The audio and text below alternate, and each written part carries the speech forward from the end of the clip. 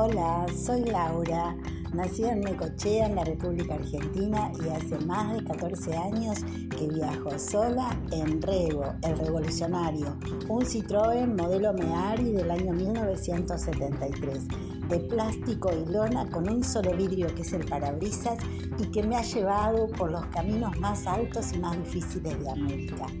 En todos estos episodios te voy a contar muchas historias, los lugares más increíbles en los que estuvimos con Revo, pero también te voy a contar todo lo que aprendí de otros viajeros y lo que me enseñó el camino para ser feliz.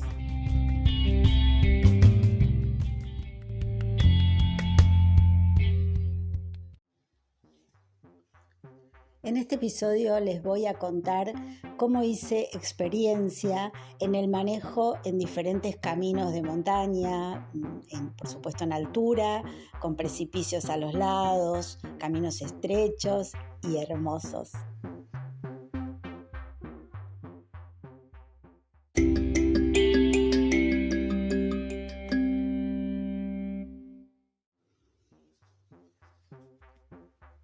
Manejar es una acción que aprendemos de diferentes maneras, algunos lo hacemos desde pequeños, nuestros padres nos han enseñado, otros aprenden de pequeños pero en algún momento dejan de hacerlo y luego retoman cuando más grandes. Hay gente que directamente nunca ha manejado y lo hace a una edad mayor, incluso 60, 70 años. No hay edad para aprender a manejar, porque lo importante es tener la suficiente motivación interna para poder lidiar con todo ese proceso donde en algunos casos y para algunas personas puede ser un poco más difícil pasado cierta edad, pero también hay gente muy joven con todos sus reflejos a full y con, mucha juventud, y sin embargo tienen tanto temor que es el temor el mayor obstáculo. Pero bueno, ese ya fue el tema de otro podcast que está por ahí, el miedo a manejar.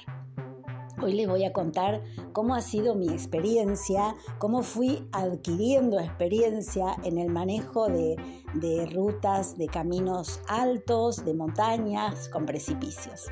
Les cuento que mi primera montaña fue apenas un montículo de unos, 60, 70 centímetros de alto.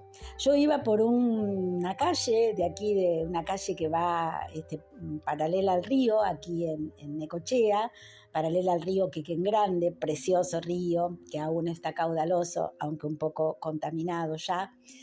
Y esa calle, es una calle, digamos, es un paseo, se lo llama el Paseo de la Ribera, es un paseo con algunas subiditas y bajadas, pero nada que ver, digamos, no son montañas para nada, ni cerro, ni nada. Son pequeñas subidas y bajadas del terreno que esa calle se ha ido formando de tantos autos que han ido pasando. Luego, por supuesto, desde la municipalidad lo hace mantenimiento. Bueno, la cuestión que había una pequeña loma. Y yo no venía ligero, por supuesto, jamás ando ligero, y aunque quisiera, ya saben que en el Meari, a más de 70, a lo sumo 80, no se puede ir. Pero venía a una cierta velocidad y cuando voy a subir esa lomita, es como que el auto se quedaba y bueno, entonces tuve que soltar todo, volverme para atrás, poner primera y subirlo. Entonces alguien me dijo, mira Laura, para subir una altura hay que ya venir en la velocidad que vas a encarar. Cuanto más alto es, quizá sea a menor velocidad, tengas que encarar esa subida, porque luego en subida no vas a tener la posibilidad de hacer cambios y de poder retomar, porque si bien el Meari o el motor Citroën es un motor súper fiel, es como un tractor, trepa y sube y se mete por cualquier lado, pero tiene sus limitaciones, no es como un auto con una potencia muy grande que uno puede parar en una pendiente y volver a poner primera y arrancar. Eso es muy difícil para un Citroën, o al menos a mí se me hizo difícil en ese momento. Luego llegó el segundo ejercicio, ¿no? Aquí de Necochea a Mar del Plata, ahí en el camino son 125 kilómetros de asfalto, es todo llano, pero en un momento antes de llegar a Mar del Plata, unos 10, 12 kilómetros antes, existe algo que se llama la Loma de Batam y un poblado, una población que se llama Batam. donde quizá la conozcan porque allí hay una cárcel y hay un polo industrial bastante importante, que es totalmente dependiente de Mar del Plata. Esa loma de Batán, bueno, tiene una altura, pero tampoco es algo muy grande. Pero imagínense la primera vez que yo fui a Mar del Plata, en el Meari, estoy hablando hace más de 14 años, o 15 quizá, yo empecé a ir por la ruta, cuando yo veo la loma de Batán, parecía que había visto, no sé, al diablo, una tormenta, un ciclón, el fin del mundo. ¡Ay, qué inmensa la veía! ¡Qué grande! Era, bueno, y quizá eso también determinó y condicionó mi actitud, porque yo creo que venía en cuarta, ¿no es cierto? Y así como venía, empecé a trepar y cuando estaba por la mitad de la loma, que ya les digo, no sé, tendrá 200 metros la loma, o 150, no lo sé, y tuve que volverme para atrás, bueno, con tal fortuna, vamos a decirlo así, que ahí hay buen espacio a los costados, hay banquina de pasto, no había mucho tránsito, así que me las arreglé para dar la vuelta, volver a encarar, se imaginan, habré puesto cuarta, no sé, en 10 metros puse primera, segunda, tercera, cuarta, porque en mi cabeza, ignorante, pensaba que en cuarta era la mayor potencia del auto y le iba a poder subir. Y otra vez me pasó lo mismo. Así que bajé, volví a bajar, otra vez con la fortuna de poder bajar, me volví como 30 kilómetros para atrás y agarré por otro lado. Me fui por Miramar y llegué a Mar del Plata a hacer todas las cosas que tenía que hacer por otro lado. Y bueno, sí, soy un poco testaruda, entonces dije, esta montaña, porque yo lo veía como una montaña, a mí no me va a ganar. Así que después, cuando ya era la hora de volver, recordé lo que me había dicho Nahuel en ese momento, que cuando fuera a subir pusiera una velocidad no tan alta, según la altura, y él me decía, vos zapatilla, me decía. Él quería decir que apretara el acelerador hasta fondo y que no lo largara. Entonces dije, bueno, vamos a probar en segunda, que me parecía, porque tercera también ya me parecía mucho, ¿no? Así que bueno, puse, cuando iba llegando, paré, cuando ya la empecé a ver a la loma, hay varias lomitas, ¿no? Lo que pasa es que una vez que uno sube una loma, después con el impulso de la bajada, la otra es más fácil, al menos que sea más alta. Así que bueno, lo probé, la verdad, en segunda subí. Miren, les juro que me sentía, no sé, un corredor de una maratón, sentía tal alegría, tal satisfacción de haber podido lograr vencer a la loma de Batán. Y después ya empezaron a llegar otras alturas. La siguiente más importante, hubo otras que cada vez ya estaba más canchera, ¿no es cierto? Entonces ya podía subir. Por supuesto que en altura el autito va perdiendo velocidad y a veces el que viene atrás tiene que frenar un poquito, no frenar, pero tiene que también disminuir la velocidad. Pero nunca, creo, ha pasado nada, bueno, no, nunca a mí me ha pasado nada terrible. Si yo veo que hay mucho tránsito, también prefiero hacerme a un lado, dejar pasar a todo el mundo y después retomar, aunque sea difícil en su vida, hay una manera, que ahora se las voy a contar. Así que nada, empecé a practicar porque la verdad es que hay cosas que solo la experiencia nos enseña. Pero la experiencia hay que acompañarla con otros ingredientes. Y bueno, llegó el día de trepar el Cerro Champaquí, que es la altura, es el cerro, la montaña más alta de Córdoba. Pero ahí tenía una gran ventaja, porque éramos muchos mearis, algún Citroën también y otros autos, porque era un encuentro de las hermosas travesías solidarias que organiza Claudio, el presidente del Meari Club de Argentina, y yo me uní en ese momento, era el año 2009. Yo me uní a esa travesía y por supuesto viajé sola desde acá. No viajé sola, viajé con algunos citroneros desde Buenos Aires, y bueno, una de las primeros ejercicios que tuve que hacer fue que llegamos medio como ya de noche, a la zona de Villa General Belgrano y Los Reartes, y ahí hay unas subidas y bajadas con curva y contracurva muy interesantes. Yo iba con mi hijo en esa oportunidad, y fue muy satisfactorio cuando pudimos lograr pasar todas esas alturas, curvas, contracurvas, sin que se nos quedara el auto, ¿no? Estábamos tan felices que empezamos a tocar bocina. Ese fue otro ejercicio distinto, porque tampoco es lo mismo manejar en una altura que va derecho o más o menos derecho, las curvas son amplias, son abiertas, a manejar en curva y contracurva cerrada tipo caracoles. Algunos de ustedes habrán visto algunas fotos de algunas cuestas, de algunos caminos que van y vienen, van y vienen, van y vienen, hacen como una serpiente, y las curvas son cerradas a veces. Así que bueno, ahí me sentí también muy feliz, y yo me daba cuenta con el tiempo que estaba aprendiendo a andar en altura, y creo que la vida me fue preparando para las que después vinieron, que fueron las más altas de América. En esa oportunidad, a los 3 o 4 días, ya no lo recuerdo, subimos el Champaquí, que fue muy hermoso. Es una subida bastante, digamos, si ponemos dificultad baja, media o alta, diríamos que es una dificultad media, porque lo único que hay que tratar es de sostener la marcha, y también se puede parar porque hay muchos tipos de subidas y hay muchos tipos de caminos de altura. Ya les digo, están los caminos que son más o menos rectos, los caminos que tienen mucha curva y contracurva, están los caminos que son de asfalto, con barandas y precipicios, otros son de tierra, de ripio, sin barandas y con precipicios a los lados.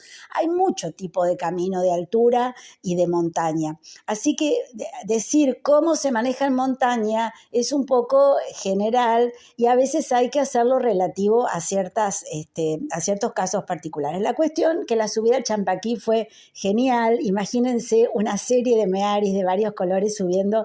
Era un espectáculo hermosísimo, a mí me explotaba el corazón de felicidad, y lo más gracioso que cuando llegamos arriba, al rato porque bueno, era en octubre, una época donde se va mucho, se hace mucho trekking por allí, y hay mucha gente, hay mucho movimiento. Y llegan una gente, que eran como 3 o 4 camionetas también una caravana que estaban haciendo, y nos preguntaban quién nos había subido, porque no podía creer que los mearis habían subido. Y la verdad es que nosotros también, o sea, con el pecho así inflado, le decíamos, no, subimos nosotros, sí se puede.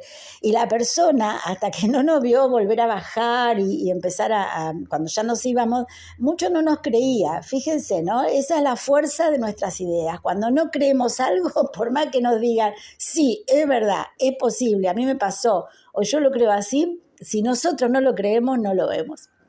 Bueno, esa fue mi segunda, digamos, montaña más alta. Y después, imagínense que estamos hablando de 2009, ya en 2010 viajé por primera vez a Uruguay, y si bien Uruguay es un país bajo, porque su altura máxima creo que es 900 metros sobre el nivel del mar, ahí en la parte de las lomas, en el centro de Uruguay.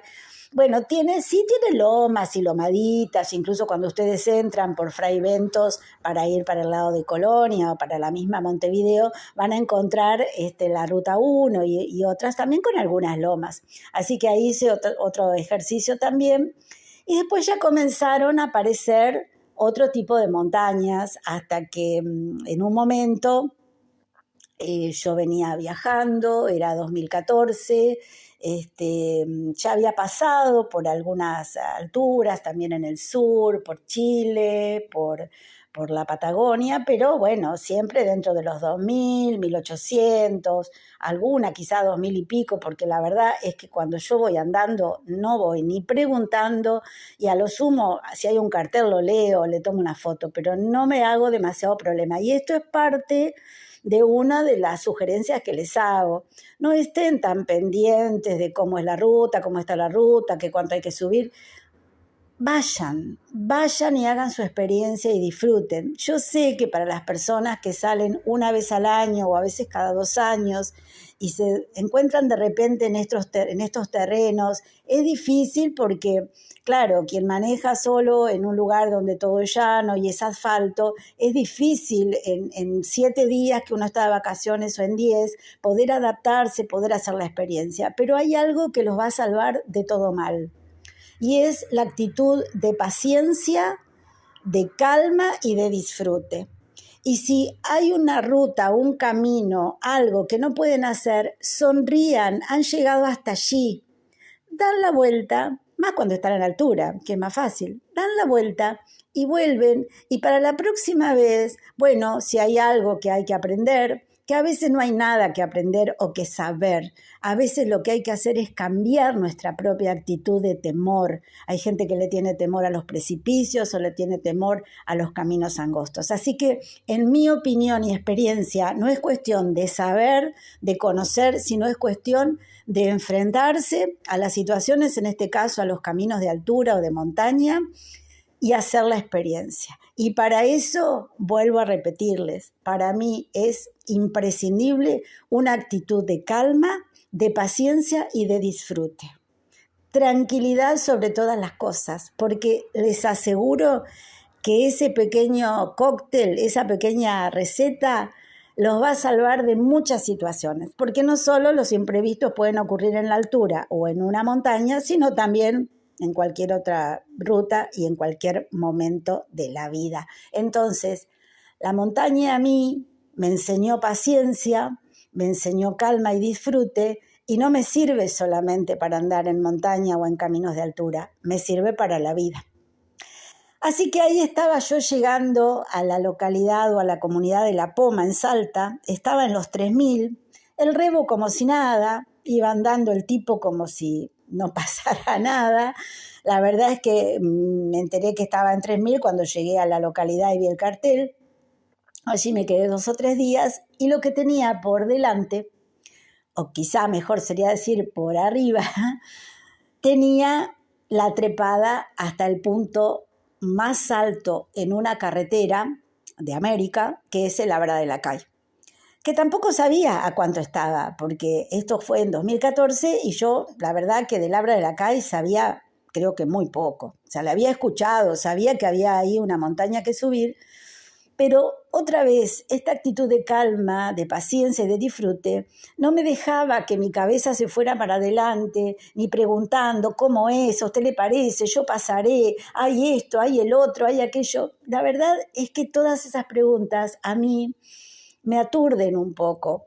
En cambio, me da mucha tranquilidad y me hace sentir muy bien, y por supuesto puedo disfrutar cuando voy alerta a lo que está ocurriendo y voy resolviendo sobre la marcha. Pero allí en la hostería de La Poma, que me quedé ahí porque, bueno, sí, varios me decían, ¿y ahora para dónde va? Y bueno, me voy para San Antonio de los Cobres. Decía yo, tiene que subir el Abra de la Cay, me decían todos. Yo le veía las caras, pero no quería que eso me causara, me empezara a generar miedo o desconfianza, porque si yo no lo intentaba, nunca iba a saber si podía. Entonces, ahí aprendí, como también les decía en el posteo anterior, ahí aprendí a que la mirada del otro, el punto de vista del otro, la opinión del otro o la crítica del otro, aparece porque yo estoy en buen camino. Porque si a mí no me afecta lo que dice el otro, es porque a mí no me importa, o porque yo no sé. Si a mí me hubieran dicho, el Abra de la Cay es dificilísima, no sé, 3 meses antes, yo ni lo hubiera registrado, porque ni sabía muy bien lo que era el Abra de la Cay. Les voy a ser súper sincera. Recuerden que mi estilo de viaje ha sido siempre, sigue siendo, con alguna pequeña variación, salir sin rumbo, sin ruta fija, sin GPS, sin mapa y con tiempo. Entonces, no me importa por dónde voy. Y a veces he tenido que volver de algunas montañas, que bueno, ahora se los voy a contar. La cuestión que, bueno, estaba ahí en La Poma, llegó el momento, solo sabía que eran unos 40, 45 kilómetros que tenía que hacer, pero no sabía más y no preguntaba tampoco. El señor encargado de la hostería municipal de La Poma, Pepe, un hermoso ser que me ha contado unas historias muy bonitas, que cuando he vuelto no lo he encontrado ya, incluso encontré cerrada la hostería la última vez que estuve. Él, bueno, me dijo que la fuera a ver a la eulogia, que la eulogia me iba a bendecir para que yo hiciera ese camino, ¿no? Y ahí, bueno, sí sabía que ahí vivía Eulogia Tapia. Eulogia Tapia es una mujer de ese lugar, toda su vida, ha nacido ahí, toda su vida vivió por ahí, por esa zona, y es la protagonista de la samba de Castilla y Leguizamón, Eulogia Tapia, donde cuenta, un poco la vida de esta Eulogia, ¿no? Eulogia es como una madre para toda la gente del lugar, como una curandera, como una guía, hasta diría como una guía espiritual, porque tiene la sabiduría de la sencillez, de la humildad, y realmente fue un encuentro maravilloso. Y cuando me iba, ella no se asombraba del auto que yo tenía, ni que estaba sola, y eso es una buena señal también, porque eso es la empatía. Eso es la empatía, es saber que el otro es como es, está donde está, y que lo que podemos hacer es abrazarlo virtual o simbólicamente o físicamente y desearle lo mejor. Y ella cuando me iba me dijo, vaya tranquila, va con Dios, me dijo. Yo, bueno, no creo en un Dios, pero sí acepto con mucho cariño y agradecimiento todo tipo de bendición y de deseo de buena suerte o de que las cosas vayan bien. Así que bueno, la vi a la eulogia, me fui para la hostería, me fui a dormir temprano y a las 7 más o menos, porque los caminos de mucha altura tampoco hay que hacerlos muy temprano, porque en la altura siempre hace más frío y en ciertas épocas puede haber hielo.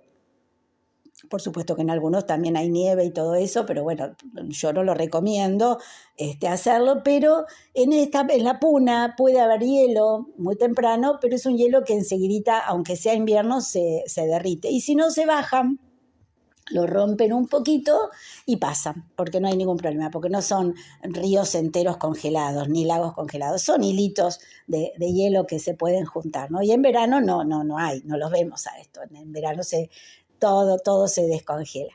Así que bueno, como a las 8:30 más o menos, después de desayunar, de despedirme ahí de Pepe, de dejarle libros para la biblioteca y bueno, de agradecerle muchísimo porque viví cosas muy lindas, subí arriba y empecé a andar.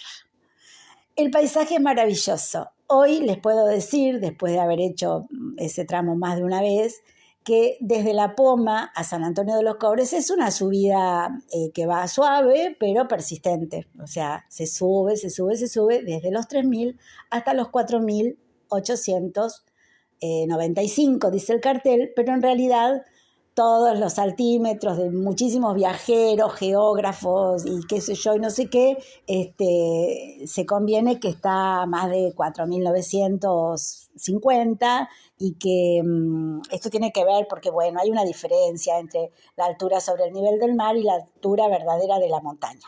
Así que, bueno, por eso son datos que no interesan mucho porque no importa si mide 4.900 o 4.800 o 4.500 o 3.000. Lo importante es darse el permiso y hacer la experiencia. Cuando iba subiendo, yo no iba llevando ni cuántos kilómetros iba, fui parando, porque si bien ahí no hay población, sí hay una casita en el paraje Río Blanco de Flavia, su mamá Ignacia y ahora sus 2 chicos, pero en ese momento Flavia tenía un solo niño cuando yo pasé la primera vez.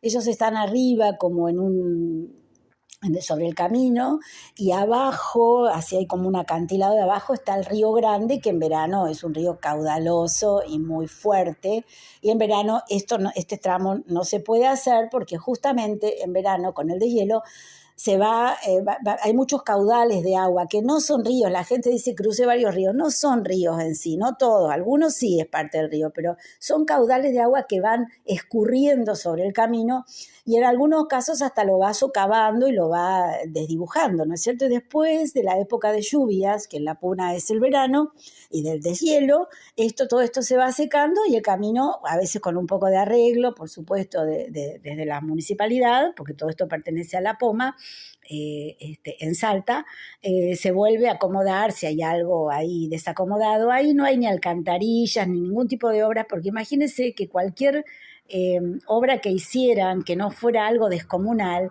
el agua la tiraría. O sea, un pedazo de asfalto, el agua lo socavaría y lo levantaría. Por eso también hay personas que dicen, uy, si la asfaltaran, qué lindo sería. Bueno, no, creo que hoy por hoy no es posible en algunos lugares, pero bueno, también es tema de discusión siempre ahí en los grupos de Ruta 40. Cuando yo iba subiendo, yo ya llevaba, no sé, unas 4 horas subiendo, yo por supuesto que iba muy despacio, no podía parar demasiado, en algunos lugares sí, donde estaba más llano, porque ya les digo, en plena subida se me hacía difícil, pero en alguna subida, sí yo había aprendido también, es que si yo frenaba y siempre llevaba una piedra a mi izquierda, abajo, al lado de la pedalera, yo frenaba, ponía el freno de mano, sacaba la piedra, abría la puerta, sacaba la piedra con la mano izquierda, la ponía debajo de la rueda delantera izquierda y entonces después me bajaba, y como en las montañas siempre hay piedra, ponía otra piedra atrás y ahí podía bajar a fotografiar, a quedarme un rato, o me podía quedar a dormir si quería, como me pasó una vez en un pueblo por ahí también por la Ruta 40 por Seclantás, en Brealito. Así que, bueno, me pasó eso, hacía eso en algunos lugares, pero en un momento estaba en una especie de subida y yo veía que había una curva y el auto se empezó a perder la potencia y se paró. Entonces, bueno, ¿qué hago? Bueno, saqué la piedra, la puse ahí, bajé, puse otra piedra atrás, empezó a nevar suavecito, con lo cual me di cuenta que estaba muy alto. Y por supuesto que pensé que el auto le pasaba algo que tenía que ver con la altura. En ese momento ni pensé, está apunado, porque no, yo no voy pensando en todo lo horrible que puede pasar, pero voy atenta a que todo eso puede pasar. Yo sabía que algo le pasaba al auto, pero que no era grave.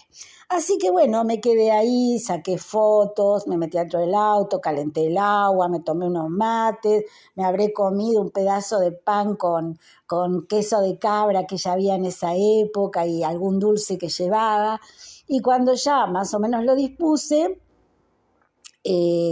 puse primera, el auto arrancó, saqué la piedra adelante, dejé nada más que la de atrás y ahí me moví. Hay otro ingrediente de esta historia que los que leyeron el libro estarán pensando, ay, pero ¿cómo no cuenta? Bueno, hay un ingrediente muy increíble en esta historia, que es que yo no estaba subiendo sola. Cuando yo pasé por lo de Flavia, cuando ya me iba, después de comprarle unos guantes que ellos tejen y de estar allí, de conversar, ella me dice, me lleva para San Antonio. Y en ese momento yo venía un poco con mi ego inflado, porque todos me decían que iba a ser la primera mujer que pasara sola el Abra de la CAI en un autito de esas características. Y cuando el ser humano se siente cerca de algo donde cree que va a ser el único, se infla esa parte nuestra que es el ego. Pero cuando estamos en otro camino, la vida se encarga de pinchar ese ego. El ego no es malo, lo malo es que nos maneje. Y Flavia llegó para demostrarme que no tengo que correr ninguna carrera, ni ser la mejor ni la única en nada. Y para ella llevarla era un servicio tan impresionante que yo iba a hacer, que realmente eso era mucho más grande que cualquier título, cualquier premio y cualquier récord que yo pudiera hacer. Así que, por supuesto, no les digo que fue automático porque yo me quedé así como helada, porque no lo esperaba eso. le dije, pasaron unos segundos, no mucho tiempo tampoco, no es que lo tuve que pensar mucho, pero me pasaron todas esas imágenes por la cabeza, la única, Laura de la calle sola, bla, bla, bla, bla. No, Flavia, porque por ese camino nunca pasan casi nadie, pasan turistas y bueno, la gendarmería, pero ahí no hay transporte público, no hay ningún tipo de transporte público. Y ellas están, podríamos decir, en algún punto aisladas y muy solas, porque el pueblo más cercano está casi a 35 kilómetros, 40 que es La Poma, hacia abajo, y para llegar a San Antonio de los Cobres tienen que subir el Abra de la Calle y bajar.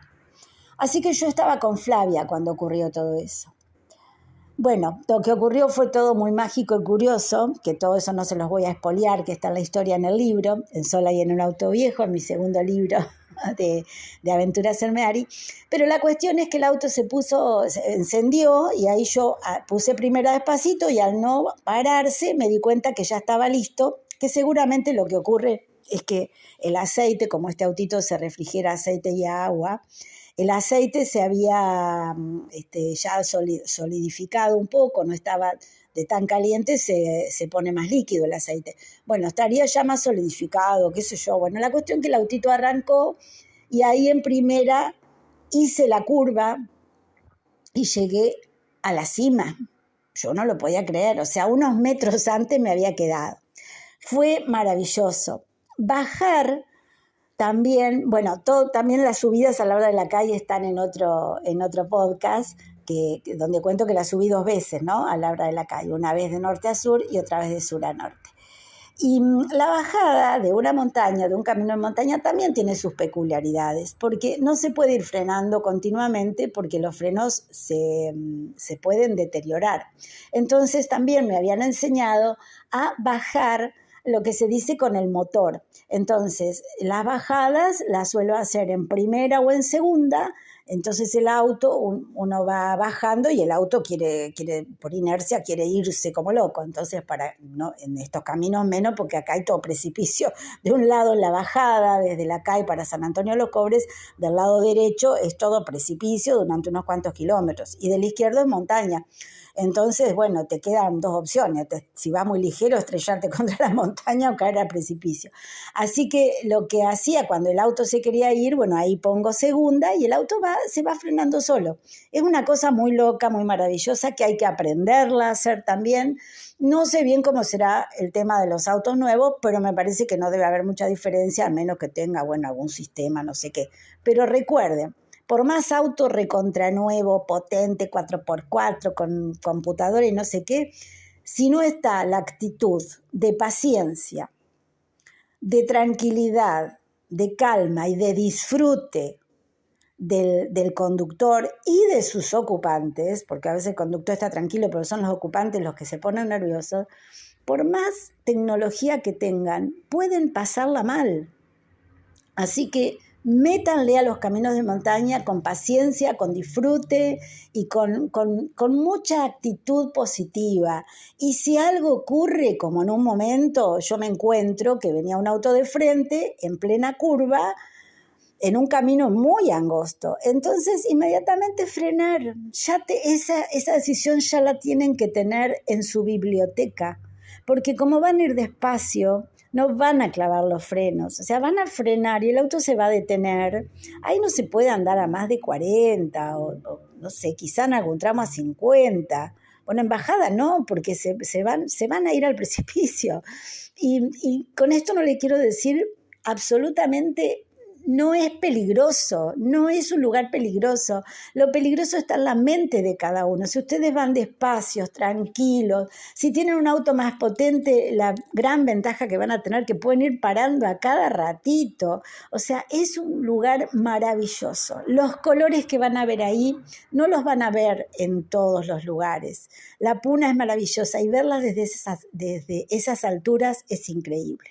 Bueno, luego la bajada fue así y después me tocó, por ejemplo, también subir la cuesta del Lipán, que si bien la cuesta del Lipán es bastante más baja, casi 1.000 metros más baja, porque tiene 4.000, creo, 200, 300, Es la cuesta del Lipán une, digamos, Purmamarca con Susques, y antes de llegar a Susques, es la ruta 52 en Jujuy, se encuentran las famosas Salinas Grandes.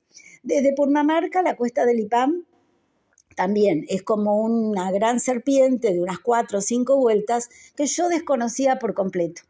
Una amiga acá en Necochea, cuando yo le dije que me iba antes de salir en ese viaje, ¿no? Que me iba para el norte y que quería ir a conocer Purmamarca, el Cerro de los 7 Colores. Yo todavía no sabía que existían cerros de más colores, de 14 y demás, y que tenía ganas de pasar a Chile, porque una vez que uno pasa la cuesta del Lipán, pasa por Salinas Grandes, por Susques, y llega unos 170 kilómetros después a Jama, que es un pueblito aún en Jujuy, y al paso de Jama, donde está el paso fronterizo, y se pasa a Chile y se pasa al desierto de Atacama.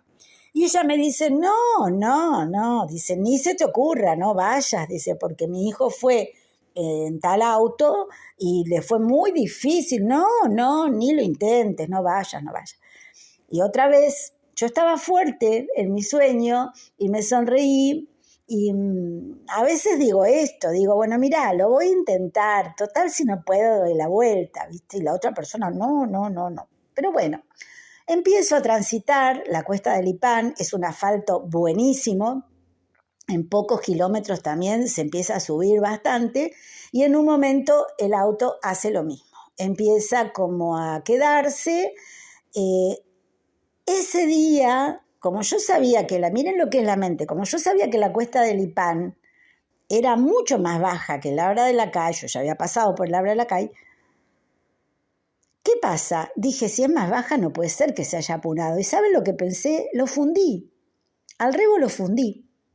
Entonces frené, me tuve que ir al lado contrario porque de mi lado había precipicio, no había, digamos, banquina ni lugar para quedarme ahí, así que me fui del lado contrario contra la montaña, que había un buen lugar, paré, abrí el capó del auto, no para mirar mucho, no, si no entiendo demasiado, igual yo mido el aceite, el líquido de freno, todas esas cosas, y lo dejé abierto porque los autos venían de frente.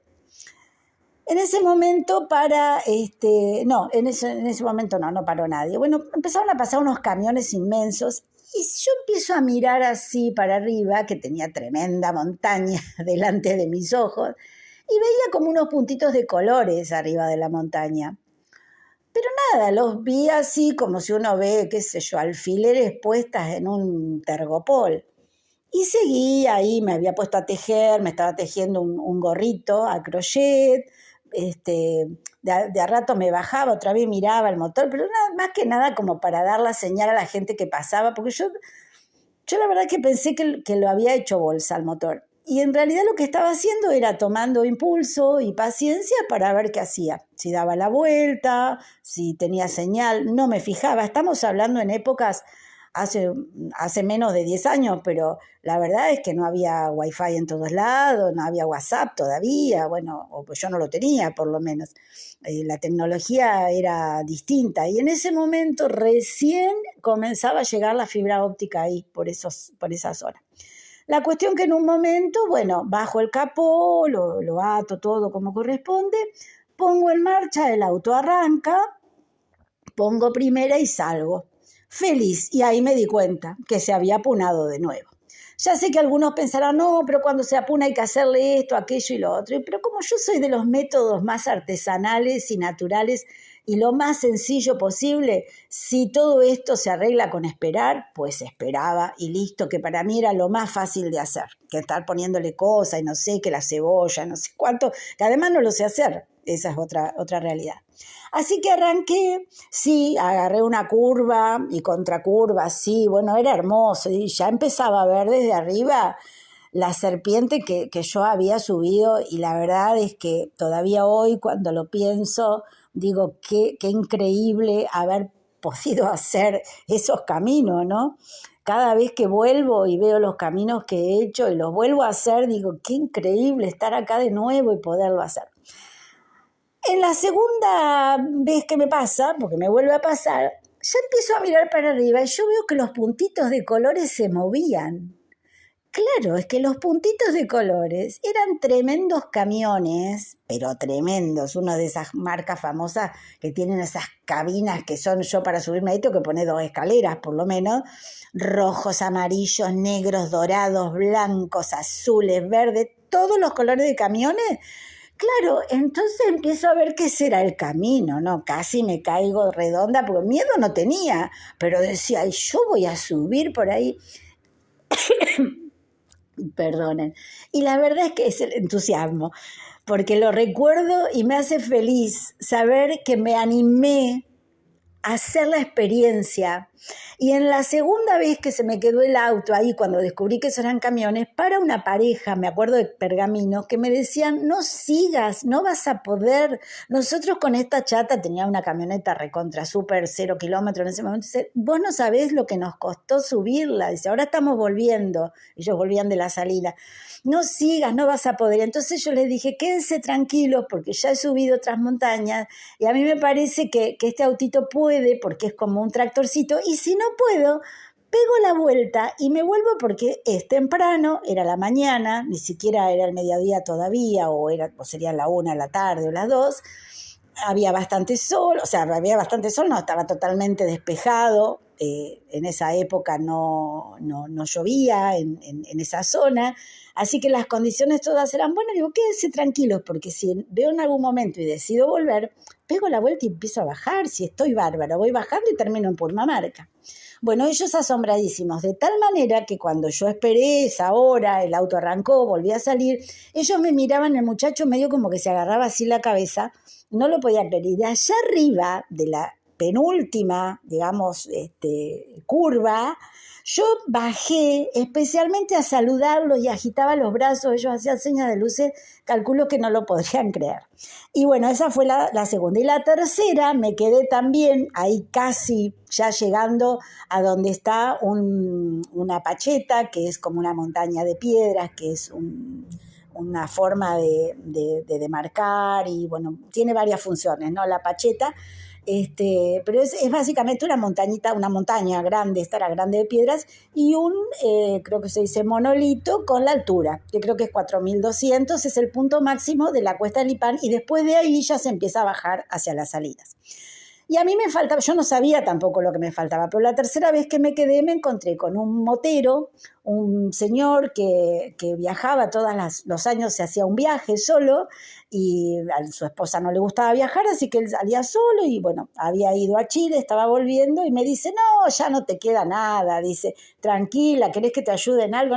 No, tranquila, tengo todo. Yo cuando pasa algo así, y con Olga también cuando nos pasa ahora, tomamos mate, nos ponemos a hacer otra cosa, sacamos fotos, o sea, aceptamos lo que está ocurriendo sin enojarnos, sin entristecernos y tratando de resolverlo de la mejor manera. Y la verdad que eso de que el tiempo cura muchas cosas es verdad, porque en este caso esperar que el auto se acomodara, respirara, digo yo, ¿no? Porque la altura tiene que ver con eso, con la falta de oxígeno. Y una vez que Rebo empieza a respirar de nuevo, arrancamos y llegamos a lo alto de la cuesta del Lipán, también un montón de fotos, mucho viento, siempre en altura, en las montañas, generalmente hay bastante viento, frío, por eso siempre lleven abrigos, porque uno sale de Purmamarca o de las Salinas, sale de shortcito y de ojota y quiere bajar a hacer una foto y van a quedar congelados, así que llévense siempre abrigos. Arriba casi siempre hace frío, puede nevar aún en verano, una nevadita, un poquito, unos copos, no se crean que va a caer una nevada inmensa. Así que bueno, de ahí ya bajé y seguí. Después tuve otras subidas muy impresionantes, como el Abra de Málaga, yendo a camino a Machu Picchu, que quizá cuente eso en otro podcast. Muchos caminos de Perú son muy altos, yendo desde la costa del Pacífico hacia Puno, hacia el lago Titicaca, el lago más alto del mundo, a 3.800 metros. También hay unas cuestas muy grandes de 4.500, 4.600. Después con Olguita hemos hecho de 4.800, el Abra de Lagunillas, el Abra del Japonés de 4.600, la misma Abra de la CAI, la última vez la hicimos juntas con Olga, con toda una historia. Así que anímense a los caminos de altura, a los caminos de montaña. no tengan miedo, tengan paciencia, vayan atentos, vayan despacio, vayan disfrutando. En altura ya también les he hablado en otras oportunidades del tema del mal de altura. No llenen el estómago, no vayan comiendo, tampoco llenen el estómago de tanto mate. Si es que en algún momento les va afectando la altura, traten de adaptarse, pero háganlo con la mayor calma, paciencia y disfrute.